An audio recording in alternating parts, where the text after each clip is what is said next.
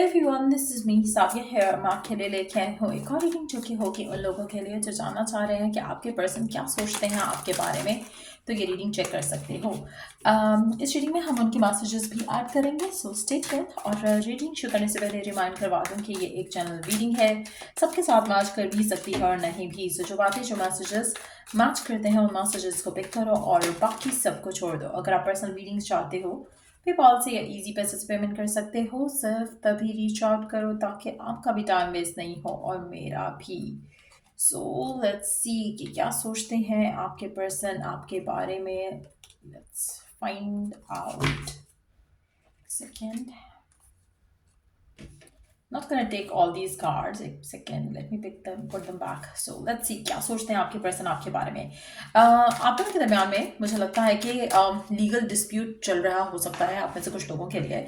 हो सकता है कि आप मैरिड हो इस इंसान के साथ या ये पर्सन मैरिड हो और ये अपने लीगल डिस्प्यूट में फंसा हुआ है राइट नाउ अपनी शादी को लेकर, करंट रिलेशनशिप को लेकर एज वेल। लेकिन मुझे लगता है कि आप में से काफ़ी सारे लोगों को कि जो पर्सन है उनको कहीं ना कहीं लगता है कि आप दोनों के दरमियान में अगर रिश्ता बनाना है या आप दोनों के दरमियान में जो रिश्ता है उसको आगे लेके जाना है तो इसमें काफ़ी सारे इश्यूज जो हैं वो आएंगे या हैं ऑलरेडी एग्जिस्टिंग हैं इस कनेक्शन में। So let's see more cards here. क्या सोचते हैं वो आपके बारे में। उनको कहीं ना कहीं आप दोनों के दरमियान में आर्ग्यूमेंट फाइट होता दिखता है।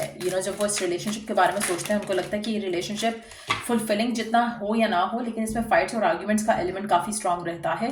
लेट्स सी मोर कार्ड्स है। क्या सोचते हैं आपके person. Between the lines look for what's hidden and then we too have the feminine divine her. Second,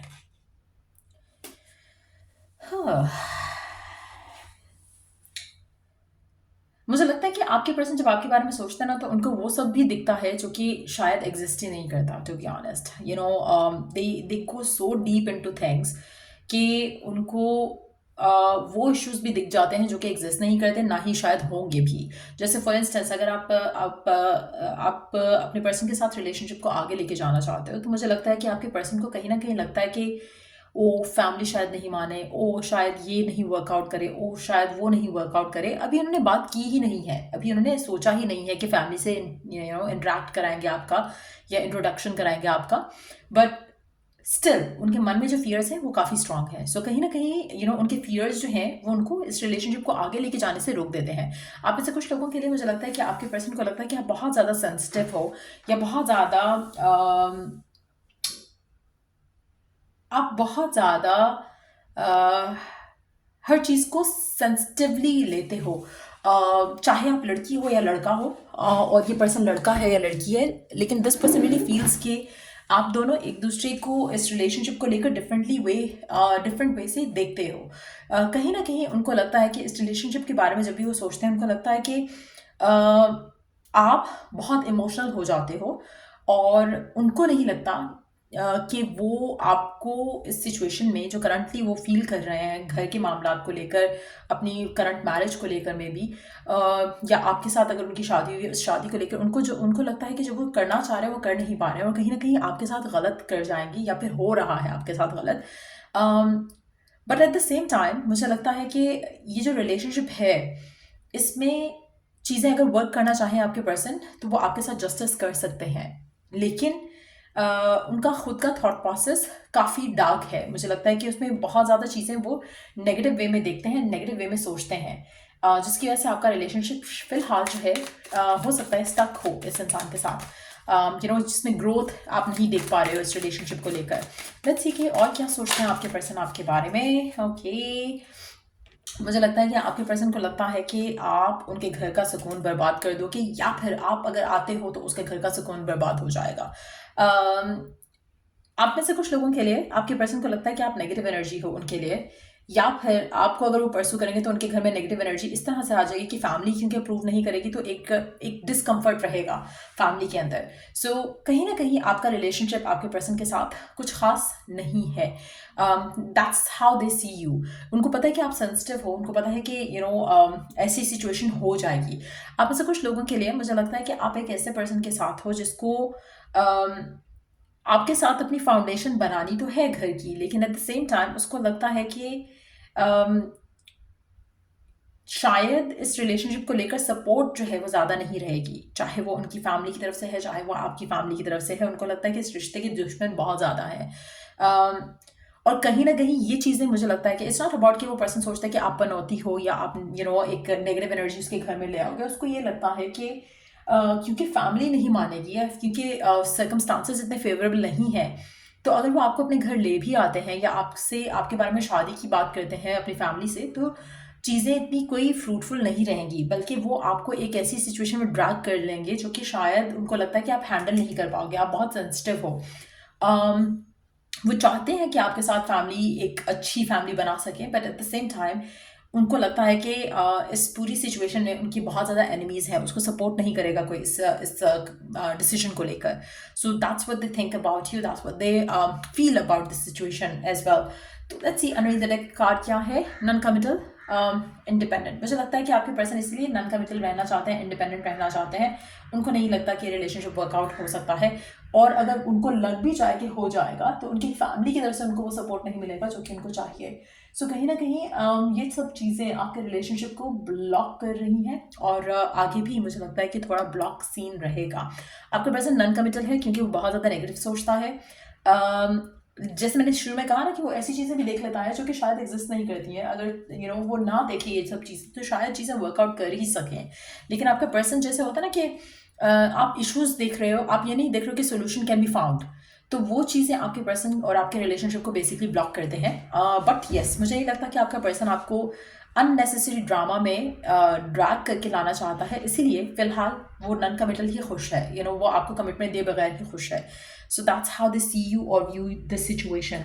let's see के मैसेजेस क्या हैं आपके पर्सन के, क्या है उसके मन में जो कहना चाहता है अपने मैसेजेस के साथ।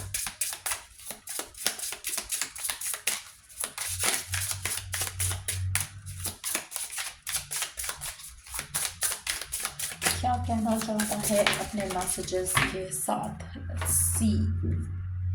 I walked away before you could break my heart. आपका पर्सन आपसे कहना चाहता है कि उसने आपको अपने आप को खुद से आपसे दूर किया। उसे लग रहा था कि अदरवाइज आप उसका हार्ट ब्रेक कर दोगे।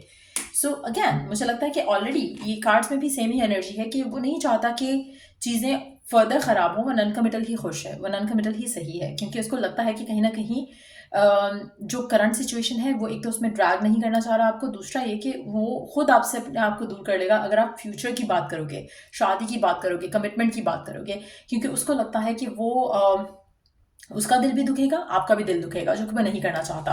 I hope that someday you will forgive me. अगर आपका पर्सन आपसे ऑलरेडी डिटैच हो चुका है तो दिस इज द रीजन। आपके पर्सन को पता है कि उसकी फैमिली नहीं मानेगी और सिचुएशन जो है इस रिलेशनशिप के अगेंस्ट ही रहेगी, और वो विश करता है, अगर आप नो कॉन्टैक्ट की सिचुएशन में हो तो वो विश करता है कि किसी दिन आप उसे भूल सको, उसे फॉरगिव कर सको, सॉरी उसे माफ़ कर सको किसी दिन। बट या मुझे लगता है कि let me take one card.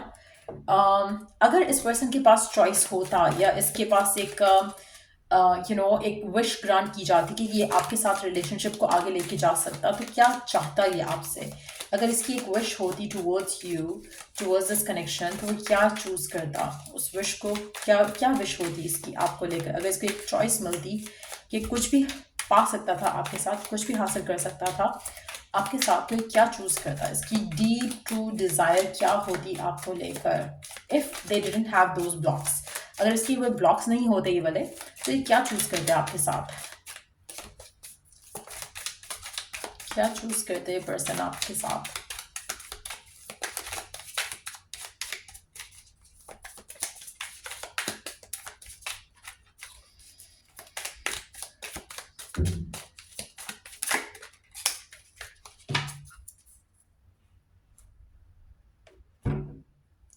तब भी मुझे लगता है कि ये पर्सन एक्शन नहीं लेते, ये डिवाइन टाइमिंग पे चीज़ों को होने देते। मुझे नहीं लगता कि पर्सन वो है जो, जैसे होता है ना कुछ लोगों को होता है कि बस मैं हासिल कर लूँ, मैं पा लूँ, मैं अपना बना लूँ। ये पर्सन वैसे नहीं होता, ये डिवाइन टाइमिंग के हिसाब से चलते रहते कि जब होना होता चीज़ें हो जाती है। अगर होना होगा तो अभी शायद ये यही बिलीव करे कि हो जाएगा, चाहे जो मर्जी सर्कमस्टांसेस हैं।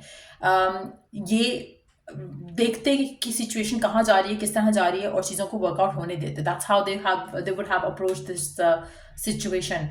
अगर इनको चॉइस भी दिया जाता तो मुझे लगता है कि स्टिल ये टाइम लेते कमिटमेंट करने से, कमिटमेंट को लेकर या फिर चीज़ों को आगे ले जाने के लिए स्टिल ये टाइम लेते, क्योंकि इनके मन में मुझे लगता है कि जैसे एक होता है ना कि आपको जल्दी होती है कि हाँ मेरी शादी हो जाए, बच्चे हो जाए सही टाइम पे, इस पर्सन को ऐसी कोई जल्दी नहीं है, उसको लग रहा है कि व्हेन इट्स टाइम कि होना है तो हो जाएगा। They are so chilled out about it. So या ये रीडिंग आप लोगों की है। अगर आपको हेल्प किया हो, गाइड किया हो तो लाइक शेयर सब्सक्राइब जरूर करो। चलो I do the next reading आप लोगों के लिए। Take care and bye.